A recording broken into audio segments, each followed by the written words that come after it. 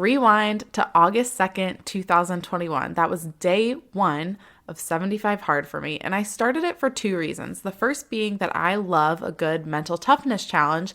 And the second being I was in a place in my life where I just wanted to get really disciplined. I needed something tough that would challenge me and that would get me just in the right place with my habits because I felt a little off. I just kind of felt scattered. I needed to get really disciplined.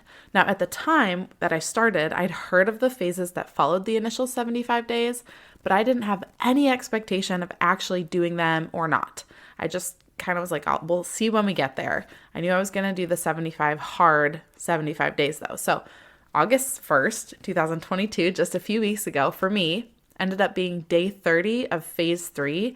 And honestly, my life is in a completely different place now than it was back on August 2nd, 2021.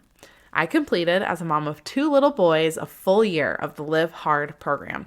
What I didn't know was that the past year would change my business, it would change my mindset, and honestly, my life, like my outlook, the way I show up, the way I see everything. It's just so different. This podcast and my business were both birthed during this time, during this past year. And while doing this wasn't about weight loss for me, and it really shouldn't be for anyone, but it wasn't about weight loss for me. I did get back to my pre-kids weight within the first month of 75 Hard. And a big chunk of the time during this last year, my husband was gone a lot. Yeah, I did it. So today you get to hear how all of that went down. You're going to hear the ups and the downs, the wins, the struggles, what 75 Hard actually entails, as well as what is required during phases 1, 2, and 3 of the Live Hard program, and what I loved about it. You're going to hear what I will not miss one bit, and you're going to hear some of the biggest lessons that I learned as well that I hope impact you in some way today. If you're thinking about taking on 75 Hard, or you just need a little bit of inspiration for your week, this episode is a must listen, so keep going. I hope you enjoy, and let's just dive into it. Hey mama, welcome to the Tough Love Mom Podcast. I know you're here because you're ready to get consistent and finally lose that weight, and you're not afraid of a little tough love. You know what to do to lose weight, but following through on those things feels impossible. You wish you could just feel like your strong, confident self again and want to be a good example for your little ones, but you get thrown off by mom guilt and the unpredictability of motherhood. It's frustrating. Taking on your journey postpartum is hard, but it's not impossible. Hey, I'm Liz, and I've been where you are. I gained a lot of weight in my pregnancies, 90 pounds and then 60 pounds. I needed to lose that weight to take control of my health and honestly just wanted to feel like myself again.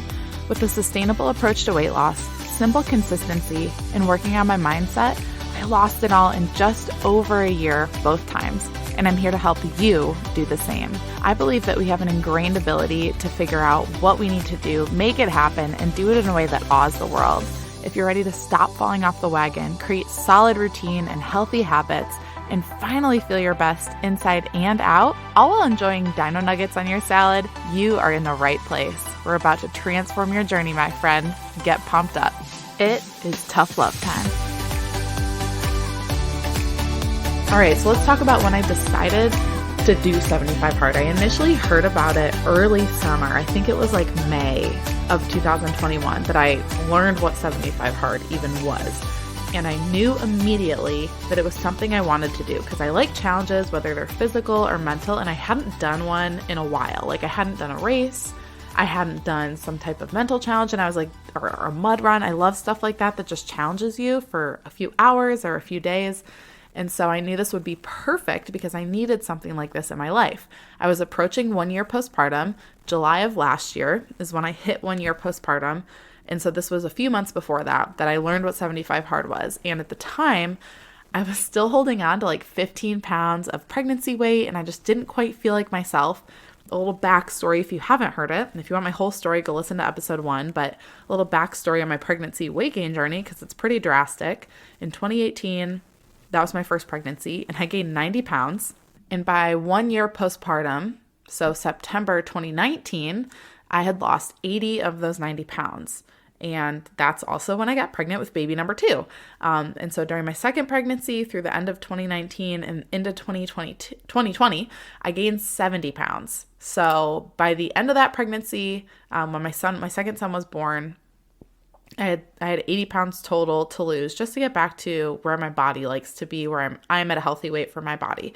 So it was May or June, like late May, early June of last year when I made that pre-decision. Like in my head, I was like, I'm doing 75 hard. It's already done in my head. I talk about that a lot.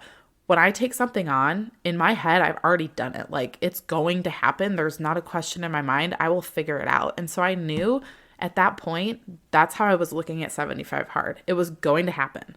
I was almost a year postpartum. I, again, knew my body would just be happier around, I'm 5'8", my body, the way I'm just made, is healthy and at a happy weight between like 157 to like 164. Like that range is where my body likes to be for pounds. But I was around 175, 176. My back pain was really bad. I've got some disc issues in my lower back, and it was really bad at that point. Clothes were still not very comfortable on me, like most of my clothes.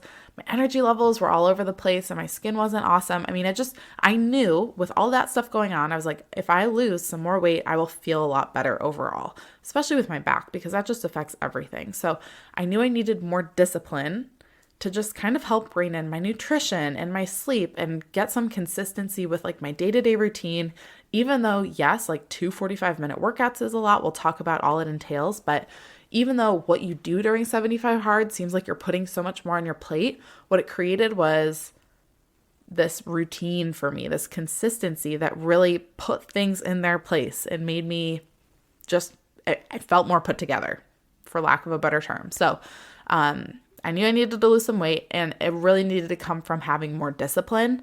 And that for me, getting more disciplined in anything always comes from doing something hard, whether it's physical or mental. Like if I want to get more disciplined, I need to challenge myself. It's like when you get yourself, I'm trying to get a metaphor here, but I'm like picturing in my head this thermometer, this scale. And what you do is there's like a mark on it that's like your capacity right now that you think is there. For me to get more disciplined, or me to get more confident about what I'm capable of, all of that, I push myself past that mark on that scale. I need to do more than I think I'm capable of. And it kind of like moves that mark up for me and makes me go, oh yeah, like I need to remind myself I can reach that mark, what I know I'm capable of. And I can do a little bit more sometimes if I want to. Like that's why I need a challenge to end up being more disciplined, because I know I can live that way, but sometimes you just have to push yourself a little bit past that for a little while, for a season, to know that you're capable of more. I hope that made sense. I always get these visuals in my head and I'm like, I'm doing a podcast. This won't help. But I hope that made sense. So that was a big reason I took it on, because I knew I needed that structure and discipline to get myself back to a place where I was showing up the way I knew I was capable of showing up. And in this case, I really needed that mental challenge, because honestly, the first year postpartum after my second was born was really hard for me. I've talked about this before, but I had a really, really hard time adjusting to 2 kids for a multitude of reasons. I had a really hard adjustment period. Transitioning to one, like becoming a mom, felt so natural to me, but adjusting to 2 under 2 was really hard. And yeah, that being said, I needed a mental challenge. I just needed to get back to like, not just feeling like myself physically with being at a healthier weight for my body and feeling stronger and not having as much back pain, but I need to like mentally feel like myself again. Y'all know what I'm talking about. Moms know what I'm talking about. So today, what we're going to talk about, that's like the backstory of how I came to do 75 hard. What I'm going to start with are the details of 75 hard. I'm going to explain what it entails, as well as what the 3 phases require. And then I'm going to share my personal journey through all of it, some ups and some downs, wins, struggles, because in total, if you do 75 hard in all 3 phases, you do it over the course of exactly 365 days. And in total, you're doing these tasks for 225 of those 365 days, aka over 61% of the year was spent in hardcore discipline. And it, again, changed my life. And it was so impactful. And so I'm sharing this today so you can kind of get a picture of what it looked like realistically, on the ground, on the front lines, day in and day out as a mom of two with a husband that's gone a lot. Like, I did it. And I hope that shows that you're capable of doing this too, if it's something you want to take on. If it's not, again, I hope this just leaves you a little motivated or inspired to do something difficult, to maybe take on our consistency challenge every month. But whatever it is, I spent a lot of time of the last 12 months in hardcore discipline, and it did a lot for me. So if anything, I just hope this goes to show you that if you push yourself past what you're capable of for a season, you will come out the other side better, period. And I know that's not like a popular message these days, but it needs to be said. So I'm saying it. So let's get into this. What does 75 Hard entail? So 75 Hard, the program that everyone hears about, is 75 days. As we know, it's 70. So it's about, math real quick, about 2.5 months. Not a big deal. It's not even 13 weeks, I don't think. 8. I'm doing math in my head real quick. It's like 10 weeks. So it's really not that long. And during 75 Hard, what the daily tasks are 2 45-minute workouts. They're not supposed to be back to back. So you do one 45-minute workout. You should, ideally, the creator of this, honestly, I did not buy into him much because there's a lot of cursing going on. So if that's your thing and it motivates you, cool, go for it. He's just not totally my cup of tea. I do love a good David Goggins quote and video, whatever. And, he has that kind of mouth too. But I don't know. I just didn't totally jive with his approach. But I mean, it's a great program. So I totally respect Andy for creating what he created. It's so cool. But the 45-minute workouts, they definitely shouldn't be back to back, so you have a rest period, because it can be really hard on your body. So what they say is to give yourself an hour or two. So 2 separate 45-minute workouts. You're not supposed to combine it and do a 90-minute workout. They should be separate. And that part of that is a mental thing. It is a mindset thing, and it's a mental toughness thing. You need to set aside time 2 times a day for a workout. That's 45 minutes. Boom. So 2 45-minute workouts. One of those workouts has to be outside, and not in a garage outside or on your back deck outside, but outside, walking, running, doing an outdoor workout in an outdoor gym, track workout, whatever. So 2 45-minute workouts. One has to be outdoors, snow, rain, sunshine, whatever. It doesn't matter the weather. You have to do it outside. No questions asked. 10 pages. Then every day you also read 10 pages of a nonfiction personal development book. I always feel funny talking about this because I think some people have a weird stigma about personal development. But basically they're nonfiction books that help you grow as a person, whether it's about Atomic Habits is a really popular book right now. That would be considered one of these. A lot of people that kind of have weird vibes or whatever about personal development might call it self-help and say it as self-help, weird self-help books. But really, these are the books that help you see things in a different way and really will change your life. So actually, I linked below my book list of all the books I read last year. I give a very transparent rating and review of each book, and a link on Amazon for you to get it if you want. So actually have that PDF you can download. If you click the link below, it should just say book list. And that will give you a list of all the books I read, most of them during the 75 Hard in phase 1. Obviously, phase 2 and 3 were this year, so it was my last year's book list, but I'll have this year's book list come out later this year. But some great, great, great books in there that helped me realize so much more about myself. And I really believe that as a Christian, when I get to know more about myself, I get to know God better, because he's the one who designed me and who knows me wholly. He knows me, every part of me, even the parts I don't understand or know or can't comprehend really. He knows that stuff. And so the way I see it is when you're doing personal development, when you're reading books that help you understand yourself better, it's not about you. It gets that whole world, that whole self-help personal development world can become very self-centric. But I truly believe that when we can better understand ourselves and how we're wired, we get to better know God. It creates this deeper connection. You get to know him better by getting to know yourself better. It's just such a cool circle of reliance and trust and appreciation. So nonetheless, you have to read 10 pages a day of a nonfiction personal development book. So it's not reading for pleasure, fun, fiction stuff. It is like you are growing reading this. I read a lot of business books too, obviously, with a podcast and a business. So that kind of thing. You also have to follow a diet.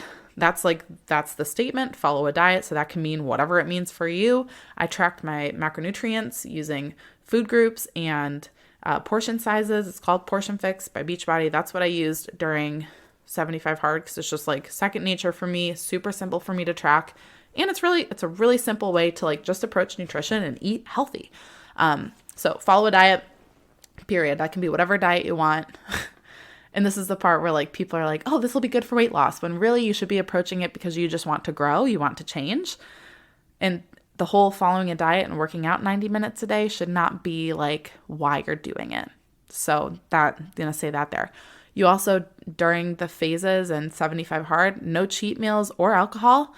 Personally, I don't drink. Like it's maybe once every couple of years that I have a drink. So that wasn't an issue for me. Cheat meals, I mean, not really an issue either, but that's part of it. No cheat meals or alcohol.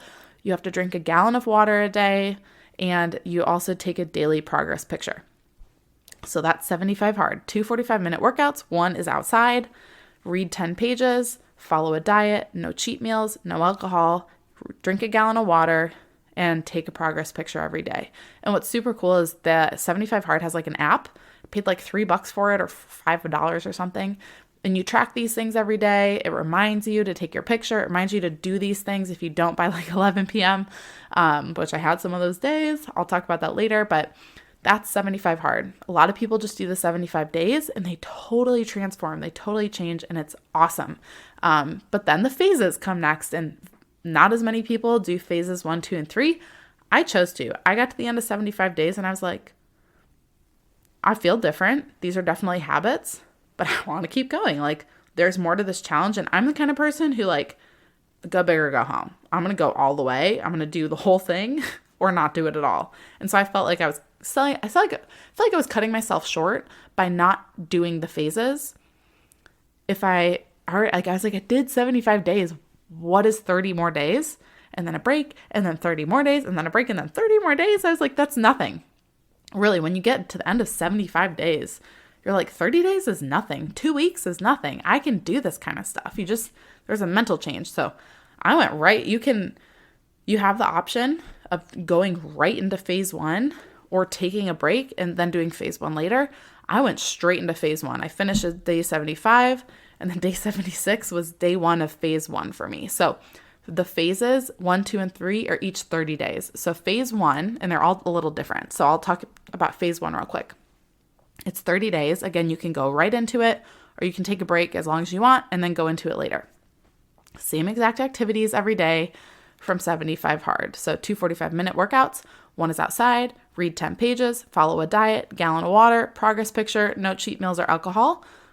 Those are all there. And then you also have to do 10 minutes of visualization, 5-minute cold shower. I did that in the winter, not fun. And then 3 critical daily tasks that move you. They're basically like things you do every day that move you forward in your life or in a business. Not everyone's a business owner that does this. So these can just be things that like make you a better human being. So I had things like praying, reading my Bible every single day, reading books to the boys, like things that are just good for me as a human that make me a better person and things that I want to do every day. Those were things that I added on. And yeah, so that's phase 1. After phase 1, you have to wait. You have to take a break for at least 30 days. You cannot go right into phase 2. You have to take a break. And this is cool because between phases, you kind of get this testing ground of, okay, am I going to just like totally go off the wagon and go eat all the food and just go totally off the rails? Or have I actually changed? And what's cool, after 105 days, I had changed so much. And I make every episode a blog post. So I'll share my transformation pictures and just some other things, some other details in there I can't share on a podcast visually. And so that break was a cool testing ground. I'll share more about my story of what the timing was with like the time of year, but you have to wait at least 30 days between phases 1 and phase 2 before heading into phase 2. So phase 2 is also 30 days, And this kind of like simplifies things. It's just the same activities from 75 hard, nothing more. So phase 2 is just 2 45-minute workouts. One has to be outside. Follow a diet. I'm looking back. Read 10 pages. No cheat meals or alcohol. 1 gallon of water and take a progress picture. That's all phase 2 is. And it's cool because once you get there, you're like, oh, I could just like do this every single day. So that's phase 2. Again, at this point, you're like partway through a year of the whole program. And between phase 2 and 3, there's a break. It can be really long or really short, depending on how you spaced out the first portion of this. But you have to wait to start phase 3 until exactly 30 days prior to the 1-year anniversary of starting 75 hard. So basically, you have to look at a calendar and say, okay, this would be the date, that I started my 1-year anniversary of starting 75 hard. And then you work backwards 30 days, and that's when you start phase 3. Phase 3 is intense. It is the same activities from 75 hard. So again, 2 45-minute workouts. One is outside. Read 10 pages. Follow a diet. No cheat meals or alcohol. Drink a gallon of water. Take a progress picture. You're also taking a 5-minute cold shower, doing 10 minutes of visualization, and doing 3 more critical daily tasks that move you forward in your life or a business. And then also, there's 2 extra things in phase 3 that are unique to phase 3. Perform a random act of kindness every day and have a conversation with a stranger every day. Fun. Interesting. For a stay-at-home mom who doesn't get out of the house much, right? So let's talk about that. That's what it all entails. So I want to talk to you real quick about the potential obstacles I was facing, because the timing of it and everything, and some of the struggles I did actually have, like what my journey actually looked like going through this. So I started 75 hard on August 2nd of last year. So you think about that, 2.5 months, that takes you like into October, kind of November. So, okay, so you're getting the picture of the timeline here. 75 hard started August 2nd for me. This is actually, and I think why did I time it that way? I think I timed it that way because I ended like at the end of October or something, or maybe, I honestly don't remember why I picked that date. I think I just picked it. I think I was like, you know what? It's early August. It times it out to where I can be done for like the holiday season. So I'm just going to do it and start this date. And I just kind of picked it. Oh, I picked it. When I initially heard about it in May and June, I said, I'm starting August 2nd. And when I say I'm going to do something, I'm like, I already said it. So that's what I'm doing. Like, there's really not going to be any changing because I put it out there. So I had decided August 2nd. And then a few weeks later, we booked tickets to go visit Casey's family in central New York. And lo and behold, August 2nd was actually the day that we were flying back home across the country from central New York down to Las Vegas, which is like a full day of travel with 2 kids. We always had a layover. We don't anymore, thankfully. But that trip had a layover. It was like a 12-hour travel day. And that was my day 1 of 75 hard. So I was like, hey, might as well go big or go home, right? Like, might as well start off hard. So during 75 hard, these are the things we had going on. Day 1 was a cross-country flight with 2 toddlers and 1 long layover. So I did my 2 workouts before the flight. That was fun.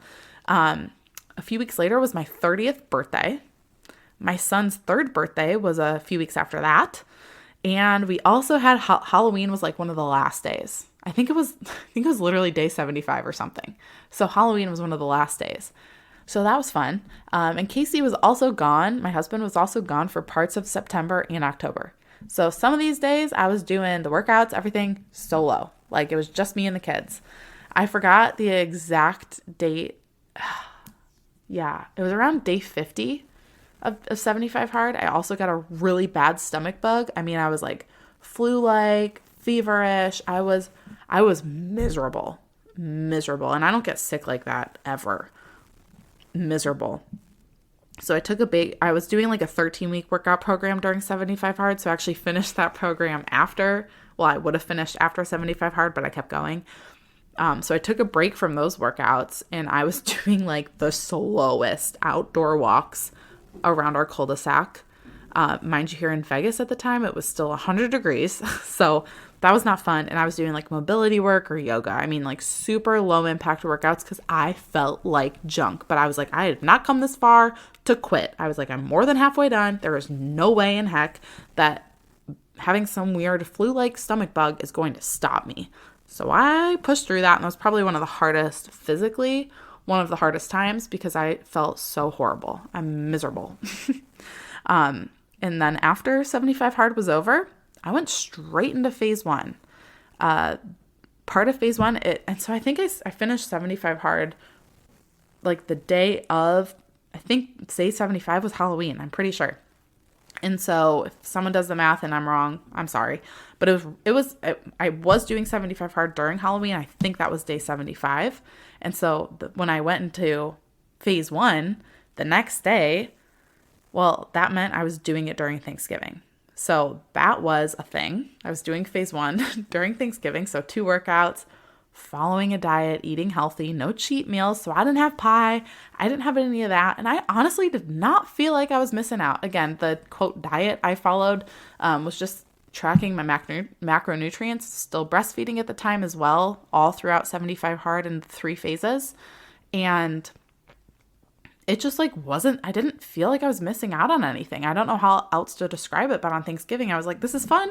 I felt like I was more focused on the people around me. We did it here at like a Friendsgiving here in Vegas, and it was great. I had like a different perspective. You know, those holidays can be so much around food when really we should be focused on the people that are there around us and just conversations. And I mean, I cooked rolls and I cooked a casserole. Like I brought stuff. We brought food and I ate food, but I just ate the healthier stuff and chose not to go, I had more vegetables on my plate than carbohydrates, and it just felt really good. So nonetheless, that was like the first time, because I was into phase one, I kind of had this light bulb moment of, wow, this is like actually changing how I've ever experienced like these holidays and food, and I'm seeing things differently. And it was a lot of light bulb moments.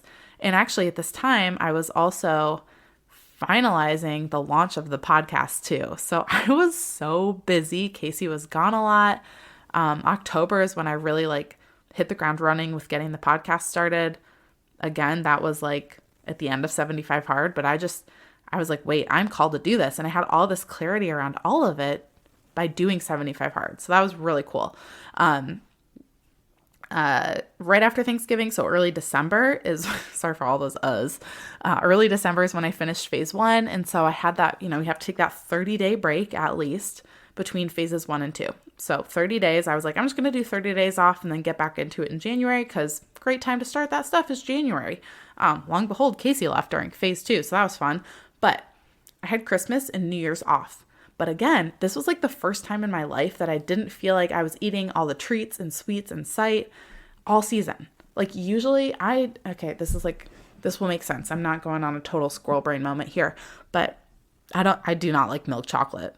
If you do, I still love you. Absolutely. But like, I don't see the point in eating it because dark chocolate is way better. That's just my personal opinion.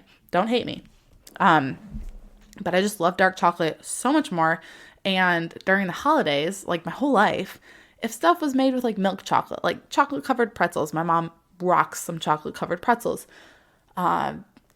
just whatever, truffles, anything that's like milk chocolate, I would still eat it because I was like, it's a sweet, it's here, it seems enjoyable, it's the holidays, whatever.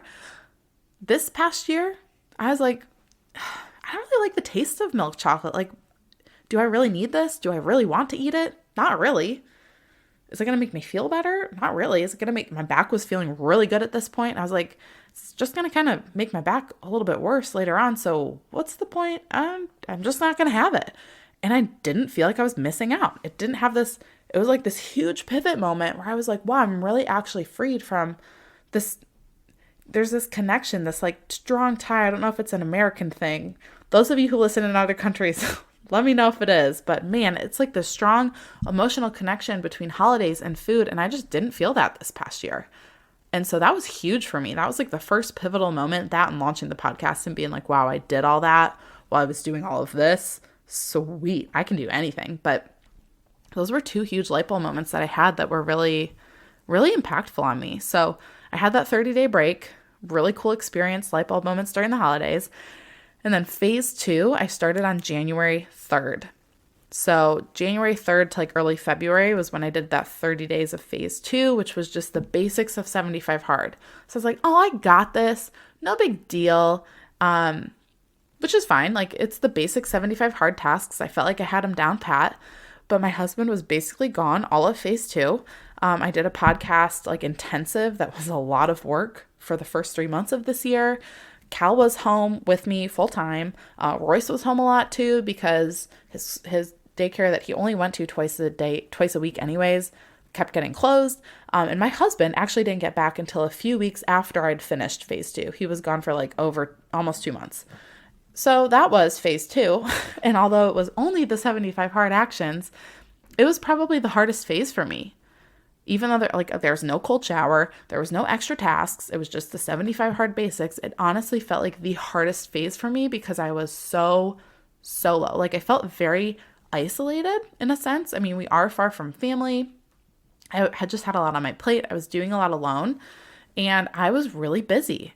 My podcast had just launched. It had a huge launch. We hit this podcast hit number 7 in fitness in the United States. What even does, I still can't wrap my mind around that. We're in like the top 200 every week still. It's amazing. And that's all because of you. So if you haven't left a review yet, go leave one because that helps. It helps get the word out more. It's just so cool. But I was doing that. The podcast had launched. It was growing really fast. I made a lot of pivots in my business. And I was having to surrender, that was a season where I was having to learn how to surrender a lot of how I like things to be with how God wanted me to be a mom or run my business or run the home. It was like a lot of pivots, and I did not know they would come, but a lot of fruit also came from that, and obviously a lot of change in myself, really good changes. And I want you to think about that. That moment, that season where I was like, wow, this is a lot of changes. Wow, I'm really changing as a person. Wow, my calling is really changing and this and that. And so many light bulb moments, so many pivots, so many redirections. Clarity is really the word for that for me. What I experienced this whole year, I do this monthly reflection in my planner. I use a Plum paper planner. They're amazing because they're customizable, but I use the monthly reflection section every month, and it has you pick 3 words for the month. And unintentionally, every single month, I've written clarity because I've just been so much more clear on everything in my life, what I'm supposed to do, the message I'm supposed to get out, what I'm supposed to help you guys with as listeners and offer you guys for extra support and help. I mean, so much clarity, how I'm supposed to show up as a mom, how I want to show up on social media. I mean, clarity on clarity on clarity. And think about that. It took 5 to 6 months after I started this program for all of that to come. That is when the breakthroughs really started. Crazy. 5 to 6 months. I want you to apply that to your life. When you're changing anything or trying to make a breakthrough with your health or your weight or your mindset or you need time. You cannot expect this kind of change, this level of change, this level of mindset shift to happen in a couple weeks. You can't. It took me 5 to 6 months of really intense discipline, of a really intense challenge to hit that. And yes, it was in my health, in my mindset, in my business, in my motherhood. It was in all the areas. But it took 5 to 6 months. So I just want you to kind of grasp that right now. Let that sit for a second. You need to give yourself a little more time than I think you think it will take for this change to really sink in and become who you are. Okay? Okay. But you can do it. You can. So that was phase 2. Again, very monumental moments. I feel like I still have a lot of monumental moments like light bulbs, conviction, clarity, all of that just keeps coming in waves. I'm like, all right, God, you can stop with these tsunami waves because I can't really take it right now. I'm trying to swim, but man, you're really changing me. So it's good. It's all good stuff. Phase 2 is over. And then I have this huge gap until phase 3 because of the way I smashed everything together at the beginning. I was like, okay, 75 hard, straight into phase 1, only a 30-day break, straight into phase 2. Oh my gosh, now I'm off for 4 months. Because you can space it out better so you have slightly longer breaks, but it's more evenly spaced between the phases. But obviously I did not do that. So you can really do phase 2 any 30-day period after phase 1 ends and prior to the start of phase 3. So you could I could have probably moved that to March, April, and then had not as massive of a gap between phase 2 and phase 3. But again, I sandwiched it all together at the front, and that had this huge break from literally February till the end of June. I was free from all this 75 hard stuff. No tasks, no phases, day to day. And so that break was a majority of the 140 days you get off from this program. Out of 365 days, there's 225 days of 75 hard stuff. And so there's 140 days that aren't. And if we want to get specific, that break I had was 110 days off. Almost 3. So I guess I did the math wrong. No, that's almost 4 months. So literally almost 4 months of just I can be me. I can do whatever I want. I can go totally off the rails if I feel like it. But I actually continued with a lot of it. Not the actual daily task. I didn't take a progress picture every day, or I wasn't reading 10 pages every single day or working out 2 45-minute workouts every single day. But I did continue a lot of the aspects in different ways because it become part of my life. It's just who I was. Lots of outdoor walks, which have been so good for me. They're so good for the boys. I felt capable of longer workouts. For a long time, I was no, I'm a mom. I only have 20 minutes. I work from home. I'm a mom, blah, blah, blah. No, I was I can do 45 minutes. I can wake up at 5 a.m. and get this workout in and have the whole day to be with my boys and to work and to be a wife and all of that. That was the most free I have ever been in my mindset around food. And that shift has stuck. That is a permanent mental up level that has happened in my life. I've continued to read consistently when, no joke, a year and a half ago, I would have told you that I don't read. No joke. So much of it has become my norm. I also started the consistency challenge during that break. I think it was April was our first one, April of 2022. So the consistency challenge was kind of birthed from this whole experience that I'd had because I realized the value of doing simple things consistently over time. So the consistency challenge started. I had this mental space and awareness to really reflect on how I was balancing business and life. We traveled a lot again, and I just had so much, even traveling, I had so much more freedom around food and exercise. I was so much more flexible. And it was honestly one of the most beautiful things just for me as a person. My motto for this year is intention over perfection. And I didn't know what it would look like to live that out, but during that break especially was literally, I lived that out for these months, these almost 4 months, and I learned so much, which I'll share in a little bit. So phase 3 started at the very beginning of July. I think it was July 2nd. Yes, July 2nd. We had Cal's birthday. So these are the things that happened during phase 3. Might as well go big or go home, right? Like I said. So we had Cal's birthday the 2 days later and the 4th of July, same day. He's our little firecracker baby. Casey's birthday was the next day. We also had our 7th anniversary less than 2 weeks later. And we went and had a staycation down on the strip and saw a show and had a nice dinner. So we had our 7th anniversary during phase 3. We had a family visit. And the final 4 days of phase 3, we were out of town, actually back in central New York, where I started the challenge originally. And my final 2 days were in the Adirondacks, up in, if you don't know what those are, it's in upstate New York. It's this state park or national park. Ooh, don't yell at me. Don't yell at me. I don't know the difference, which one it is, but beautiful, beautiful part of the country. And that part made the whole conversation with a stranger and 2 workouts interesting because those final days we were at Casey's family's camp up in the Adirondacks that you can only get to via boat. So that made things interesting. Still got it done.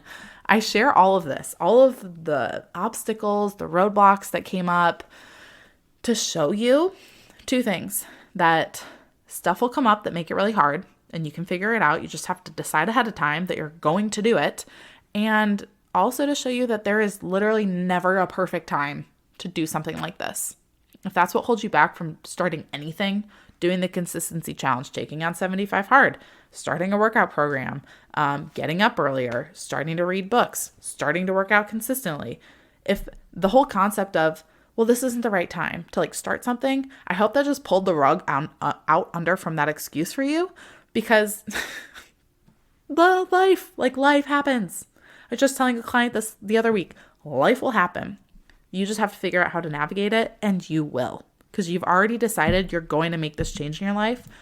So once you make that decision, like, you're not going to turn back, because you are the kind of person who commits to your decision. So again, I didn't necessarily plan, and I think this goes along with the perfect timing thing. I wasn't planning on doing phases 1 through 2 and 3. I did not. Had I planned to do those, like had I decided ahead of time, I'm also going to do phases 1, 2, and 3, I'm going to do this all out, I might have hesitated to start 75 hard when I did, because so many, like Thanksgiving, I probably at that time, like July, August, wouldn't have been able to comprehend doing 75 hard actions and a cold shower and all these extra things during the holidays. But I did. But had I thought about that ahead of time, planned ahead to do those, I probably would have questioned a lot and overthought. I'm an overthinker, and I probably would have overthought a lot. So if you're the kind of person who's like, I'm waiting for the perfect time to do whatever, you're overthinking it, and you just need to start.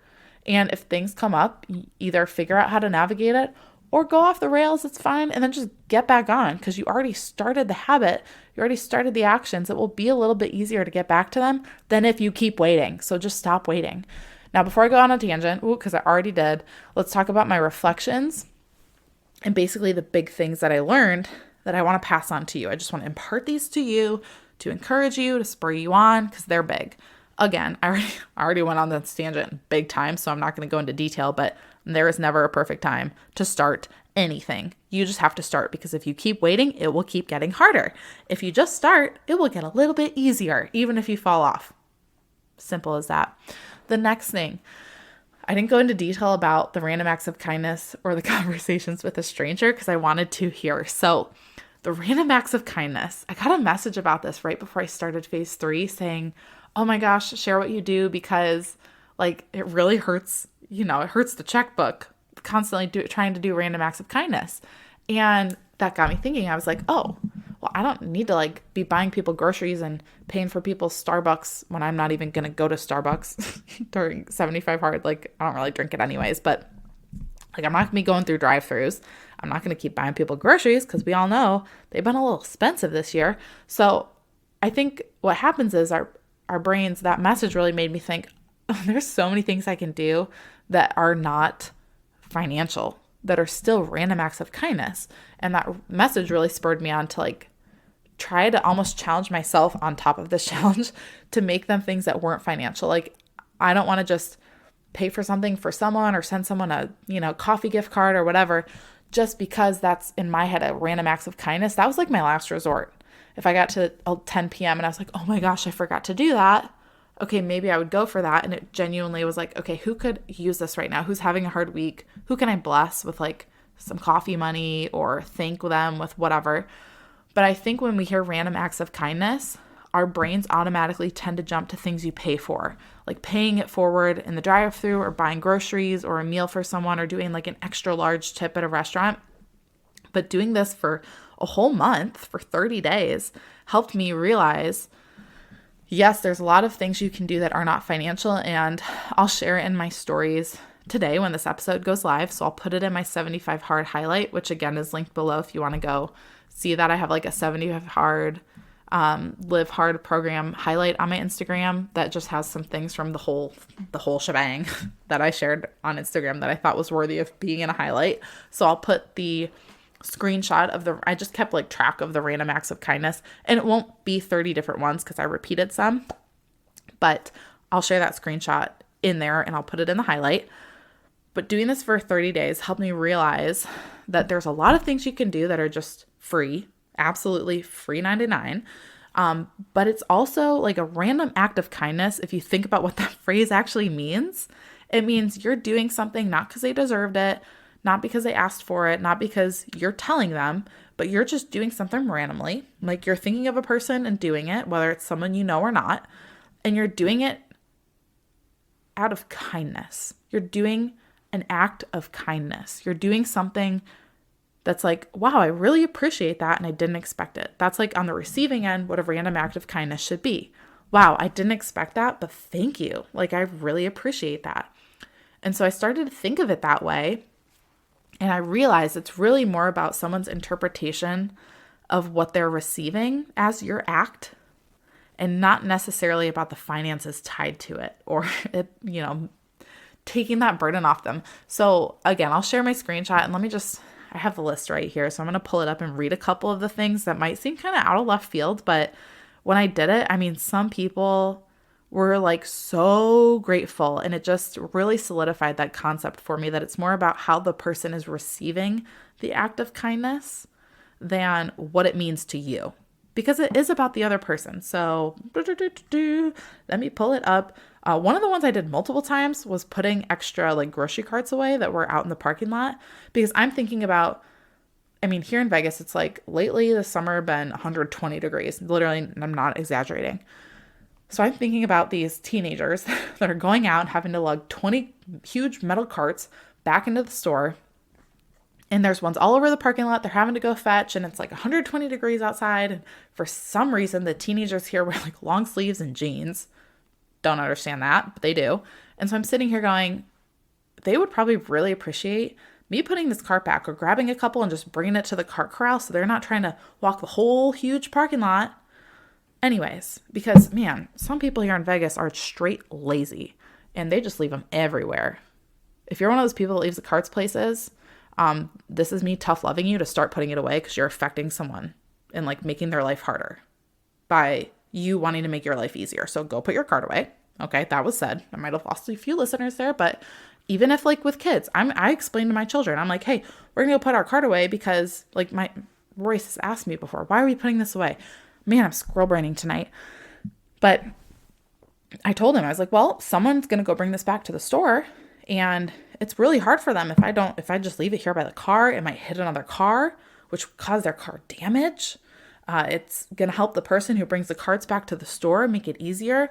I show them, we push them in all the way. We connect the carts in the cart corral. We don't just throw it near it or kind of push it in. We put it back the right way. And there are even times where I grab carts, and the carts we use are the ones sitting in the parking lot because it's making it harder on someone else. So why not just do something that's not that hard for me, right? So the cart thing was a huge one that I actually did multiple times, and it was cool. The first time I did it, the cart corral, the guy going to get the carts was going to grab the carts, and I was pushing like 3 carts back into the cart corral, and he goes, wow, that was really kind of you. And I was like, well, that just solidified it. There's my act of kindness for the day. And like, it felt really, I mean, he really appreciated it because it was a hot day. And I was like, wow, it made me feel really good too. And it was one of those things where he literally used the word kindness. It was really kind of you. And I was like, okay, like this, an act of kindness it's more about how he's receiving it than what I'm getting out of it or what I think it's supposed to mean. So that was one. Picking up trash on my walking route. One of you listeners gave me that idea. So thank you, because I did that a lot because I'm walking every day, right? So that was great.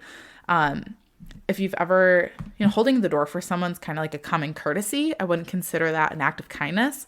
But if someone's like awkwardly far away from you, so you let the door shut, I would hold the door open for people. Because I'm like, you're awkwardly far away, but I'm going to keep standing here and hold this door because that is an act of kindness. And people like, think about if someone did that for you, you got your kids, you like extra appreciate that. So again, the random acts of kindness, I did do some where I was like sending people coffee money. I did that every once in a while. But it's more about how they're receiving it than what you think it's supposed to be. So maybe try to work some of those into your day. They're fun. I still do stuff like that because it feels good. And I know someone else appreciates it too. So it's my long tangent there about random acts of kindness. Conversations with a stranger. This is another like takeaway that you'll find interesting. So for 30 days straight, thinking about that made me super aware of my presence out in public. Now, this might shock you, but I'm very much so an introvert in the sense that like, I'm comfortable with the people I know. I'll love you guys, But I just like when I'm out in public, that's just like a lot of people. And so I go inward very easily and I do shy away from interactions. And I think part of that's too just like our generation, our day and age. We've got smartphones. We can like look down at our phone in the, in the checkout line instead of like looking up and talking to people. So I tend to in public just shy away from interactions. And I was just a lot more open to talking to people. So I had to like make myself more open to talking to people. And by the end of the 30 days, I was realizing that I was having like multiple conversations instead of just one that I was supposed to be doing. I was having like multiple conversations with strangers throughout the day than none of them. I think part of the reason I was nervous about it too was because I am I stay at home with my kids. Sometimes we don't leave the house. What stranger am I going to talk to? So actually I kind of I sought people out when I was walking and would like say something about their dog and ask them a question or two while we were like walking past each other. And I like that's something I would never do on a walk. I would keep my head down and just keep walking, maybe wave. I do wave, but I wouldn't communicate. So I was forcing myself out of my comfort zone.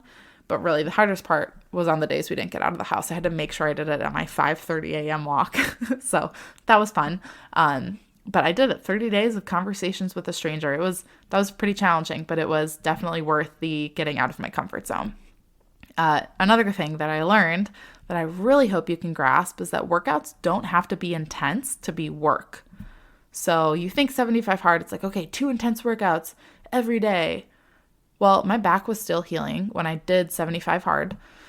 And I knew physically I would wreck my body. I would have a horrible back. Things would not turn out well if I wasn't doing some restorative type workouts as my second indoor workout or doing it outdoors, whatever it was. I did need to be doing some lower impact stuff. And maybe that's not how other people do 75 hard, but there are not actually specifications to, they say like if you take a walk, don't make it super leisurely, like get your heart rate up when you're walking, which just means like walk at a good pace. Don't like walk super slow, right? So I took that to mean do something that's good for your body, that is going to better you in your overall health. Like that was my whole approach to this was I just want to be overall healthier. And so part of that for me meant walking, which I was not, when I was pregnant, I walked a lot, but afterwards I just kind of stopped because I was like, oh, I'm not trying to like get the baby in a good position and feel good for labor. And I'm really pregnant. So walking is the only thing that feels good. Afterwards, I was like, no, I can do all the workouts now. So, safely. So walking was like a huge piece that I still do to this day. Mobility workouts where I'm doing a lot of stretching and just mobility. It's so good for you. I won't even go there. And yoga. Those were things that, a few years ago, had you asked me to do a challenge like this, I would have done 2 intense workouts every day. Maybe a few years ago, my body could have handled that, but it can't now. Like I was 1 year postpartum. I was still healing. I was still needing to treat my body and meet it where it was at. And so I did mobility as some of my workouts were 45-minute mobility workouts. Some were 45-minute yoga workouts. Some were 45 minutes of walking. And those were still work because they were still making me healthier. So that's just a mindset shift that I think is good for everyone. Like being consistent, you can exercise 7 days a week and have 3 of those days be restorative. Have 3 of those days be recovery-based days. Right? The program I'm doing right now only has me doing intense workouts like 4.5 days a week. Really. I'm adding in walks because I love walking. It feels really good. I added mobility because that's actually part of the program I'm doing. So workouts don't have to be intense to be work. Also, 3 more points I think I have. 4. The last one's short though. This one, number 5. Our mind is truly our biggest obstacle. Your mind is your biggest obstacle. Promise. So I faced almost every obstacle I think a typical mom, your standard mom, would face during the past year of Live Hard. I had kids get sick. Both of my boys got sick multiple times. I got sick. Remember that like fluish, feverish episode I had? I had some other just like not feeling good. So I got sick during it. Both my boys went through sleep regressions, waking up in the middle of the night, coming into our bed. We had to deal with time changes when we were traveling, so we had some travel in there. There were plenty of toddler tantrums, holidays, birthdays, forgetting to work out until 10 p.m. Had plenty of those days, being really busy. Eating out, all of that stuff. I even got stitches halfway through phase 3 in my knee, like on my joint where my knee bends, stitches. So, I mean, every obstacle a typical mom could face and then some. But the biggest factor between those obstacles causing me to fall off and fail versus forcing me to find a way was literally my mind. It was literally me going, okay, I'd already decided I'm doing this. Like at the beginning of 75 Hard, I knew day 75 was already guaranteed. Like I was going to do it. So that stomach bug I got, feeling horrible for a couple days, I was like, I'm going to figure this out. I'm going to work through it. I will get over it. I'm not going to be sick forever. So this will pass and I will finish 75 days. And when those other obstacles came up in the midst of the other phases, I just knew they were not a factor. As we like to say in our family, no factor. So that's how I approach that. It really is about you just making a decision and setting your mind to something, which is like this concept that you know, but when you can actually apply it and follow through, then you can really understand it. So again, your mind is your biggest obstacle. If you're at a point where you don't decide that it's already done, it won't happen. Like if that kind of obstacle comes up and it does feel too big, you will not follow through. And that's okay. There's times when, you don't have that kind of mindset before. I have times when I'm like, yep, it's okay if XYZ doesn't happen. I'm not going to have this set, white knuckle it, I'm going to figure it out mindset about everything I do. But with these things, it is definitely impactful to decide ahead of time. Another thing I learned, this is not about weight loss. 75 Hard, phases 1, 2, and 3 are not about weight loss. Even if you want that to be one of the outcomes, by the end of a year of Live Hard, me personally, I am on the scale less than I have ever been in my life. Like, I don't know the exact amount I weigh today because I did not get on the scale. I was getting on the scale maybe like every 2 weeks at the beginning, but because of the actions I've been taking, I know I'm the healthiest I've ever been. I feel great. My body feels amazing.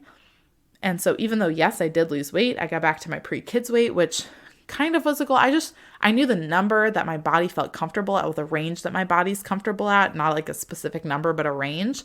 And when I got there, it was during 75 Hard because I was being super disciplined and I knew I needed that discipline to get there. So it's not about weight loss. It likely will be an outcome if that's how you eat. It's all about caloric intake and output, and that is the basis for weight loss, but it's not about that. It really is not. And one of the last things that's impactful is that wholeness, and I think this one's important to grasp, but that feeling of wholeness by accomplishing something, or that feeling of accomplishment, like that I did it, is, if it happens at all, it's very temporary. But that feeling of wholeness or accomplishment or growth, that feeling doesn't come from, and it can't come from, completion or achievement of a goal or an outcome. Like the end of Live Hard, day 30 of phase 3 felt very anticlimactic for me. And it made me realize this. It made me realize, wow, I'm not going to get this feeling of wholeness from doing this thing. Yeah. Is it a great accomplishment? Yes. Is it something that will inspire a lot of moms? Yes. Is it something that has changed me in a lot of ways? Yes.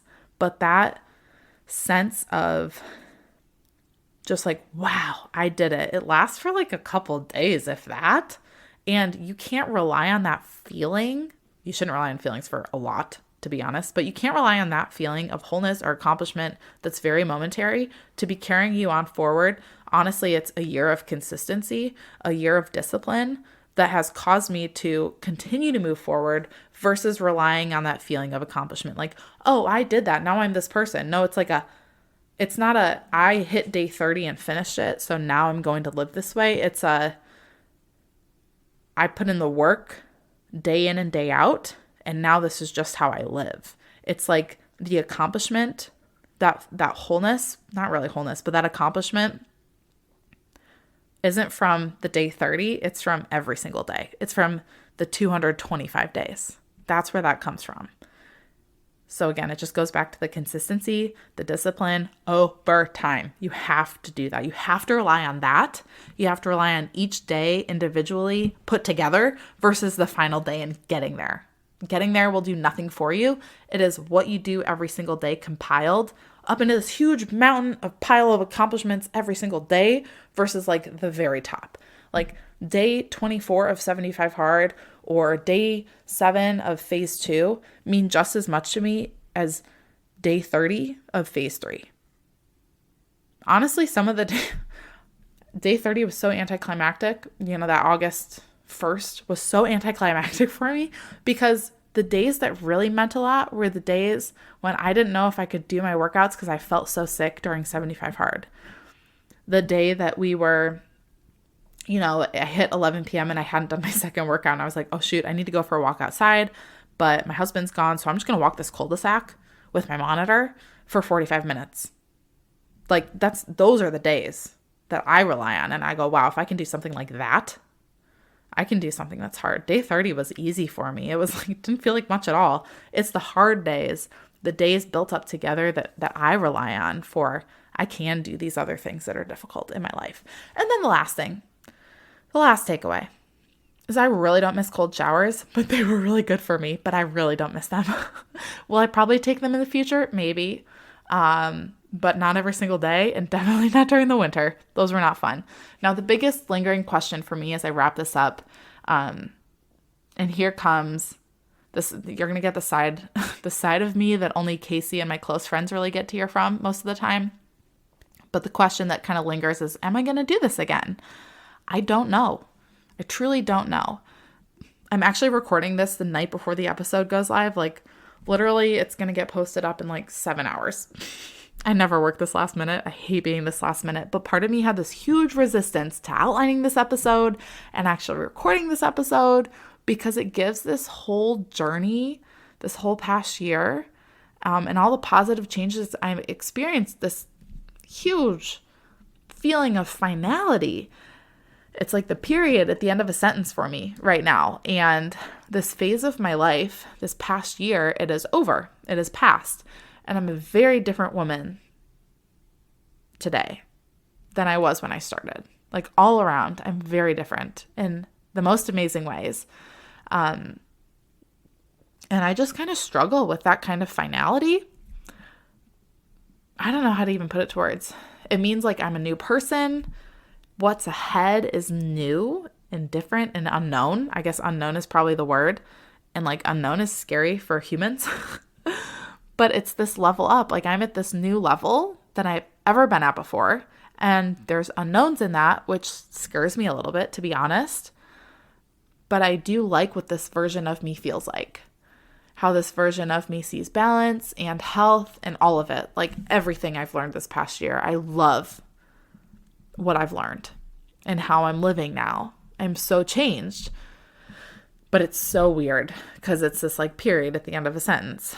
So here I am, literally less than like 7 hours before this episode will go live, recording it, because it feels like I'm turning a page to not just a new page, but like a new chapter, a new section. They split books into parts, like parts one. I feel like I'm in a new part of the book, like when they use the Roman numerals.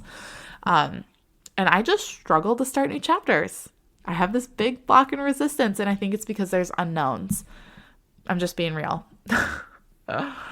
It's really weird. It's like this weird place for me, a really weird dichotomy. So back to the question. I don't know if I'll do it all again, like 75 hard and the 3 phases. I'm probably definitely going to do 75 hard again at some point because it's like a good refresher is not the word. It's like a good quick hit of a mental, like I've done 225 days of this stuff. 75 days is like a third of that. It's nothing in my brain now.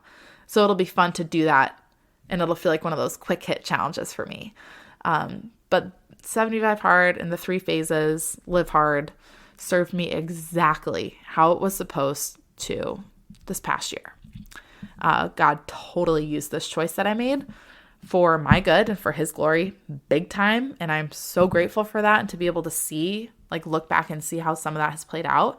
And I didn't just learn things and choose like the things I learned, I didn't learn them and now I have to like choose to live by them now. I learned them and they have like become part of me. They have become who I am and just how I show up. They're how I function versus being something I have to choose. And I totally attribute that to 225 days of this stuff. It's not from 3 weeks of this stuff or 3 months of this stuff. It is from 225 days of this stuff. And that kind of embracing, that kind of living just brings so much freedom. It feels really good. It feels really cool. It feels so cool. So I hope this helped you. All of this insanity that I just shared, whether it helped you decide to do something like this or not, or if it just spurred you on to finally start something hard, whatever it is, I want you to know this. You are so capable. You are so capable of so much more than you give yourself credit for. And I feel this is one of those clarity things that I've had this last year. I feel a very strong calling on my life to help you as a fellow mom understand that and actually live it out. The fact that you are capable, like understand and live out the fact that you are capable of a lot more than you think you're capable of. Okay, and this whole thing, 75 hard, the 3 phases to make it live hard, I still don't even know how to phrase that. But this is one simple way to do that, to live that out. There are so many other ways though as well to actually start to realize what you're truly capable of, physically, mentally. My favorite personally is our Tough Love Mom monthly consistency challenge. So each month, as the Tough Love Mom community, we take on one action that you commit to for the month. So like it's August right now, September 1st to September 30th. When we pick that one action, you will do that every day of the month. And you know what? If you fail and you fall off, guess what? 29 to 30 days ain't that bad. So it's kind of like 75 hard, but it's a month instead of 75 days. It's similar in the fact that you're doing something that's going to move your life, move you forward, make you healthier, make you better. Just one thing every single day for a month. So it's a little shorter, but it's a similar concept. Because that is how true sustainable change happens, like the kind of change that's you're not going to fall off the wagon again type of change. It's incremental. I'm taking on one thing, I'm making it just part of who I am, and then I'm taking on a new thing. That's how I lost 80 pounds in a year after having my first, and then, 70 pounds in 1 year after my second. Plus, am I doing the math right? Yeah, that's how I lost that weight. My brain is tired. This is what I get for waiting till the last minute. But that is how true change happens. Some of the consistency challenges that we have done since we started this was things like a gallon of water a day, walking a mile a day or running, but a mile a day, 20 minutes of exercise every single day, 4 veggies a day. We've done a lot of different things that just hit on different areas of your journey that when you do it for 30, 31, 28, whatever days, you are making it a habit. You're making it part of who you are. And when you just focus on that one thing, you can really master it versus trying to do all the things at once and then falling off a few weeks later. Like, how common does that sound, right? We don't want to do that. We want to do it because we want to make all the changes, but we don't realize that you have to do it a few things at a time. So can you even imagine, like, those things I listed that we've done so far, can you imagine what your life could be like if you did the consistency challenges for a year? We focus on nutrition, hydration, working out. There's mindset stuff we're going to work on. Can you imagine what your life would be like if you did that for a year? Gosh. So to make sure, if you don't want to miss one of those ever again, if you want to make sure you're a part of every consistency challenge, get on my free text list. They get like first access to the consistency challenge. So it's a great place to be. You get weekly motivation, tough love from me as well.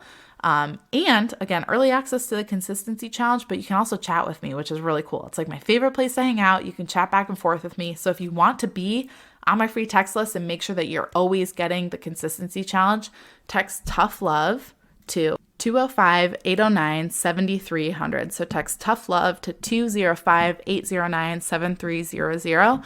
If you click the link below, it'll just open your text for you. So you can just text me that, but that'll be the best place to make sure you're always a part of the consistency challenge and getting to do stuff like this to better yourself all around. And then, like I said throughout the episode, I'm also linking a few things below for you in the show notes. So again, the highlight on my Instagram for 75 Hard and Live Hard, I've linked that. And I've also linked my book list of the favorite books that I read during 2021 and the beginning of the challenge in case you need any of those resources or ideas to spur you on.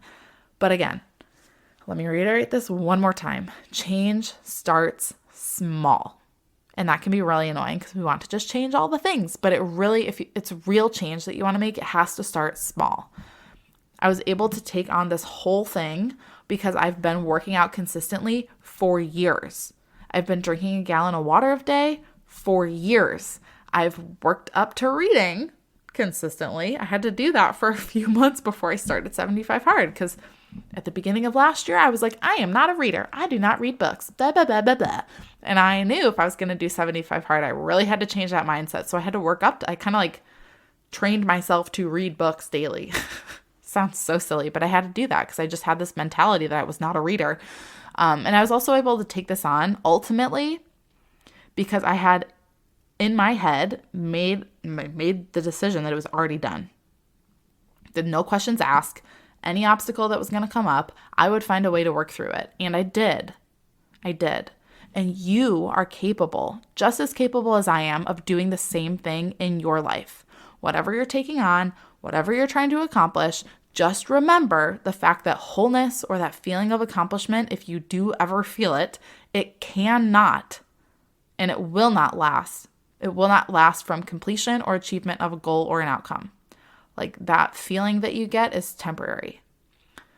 If you really want to feel that sense of accomplishment, it comes from realizing that you were designed to be capable of way more than your mind lets you believe. It's those days when you thought it would be impossible, but you did it anyways. If it's like day 26, that's the day that you lean back on. The compilation of days, the realizing you overcame so many obstacles. That's what you rely on, not on that final day, not on that finality, okay? So don't hold yourself back. Don't let your mind be the one thing keeping you from living the life you are actually capable of. Don't hold yourself back. Get after it, mama. Before you go, thank you for spending this time with me on the Tough Love Mom podcast. If this episode encouraged you in any way, the number one way you can thank me is to leave a review letting me know how this show has impacted you. Then send this episode to another mom friend or take a screenshot, post it on social media, and tag me so I can personally thank you for helping me on this journey to impact thousands of moms. I'm so grateful to be on this journey with you, sister. Until next time, get after it.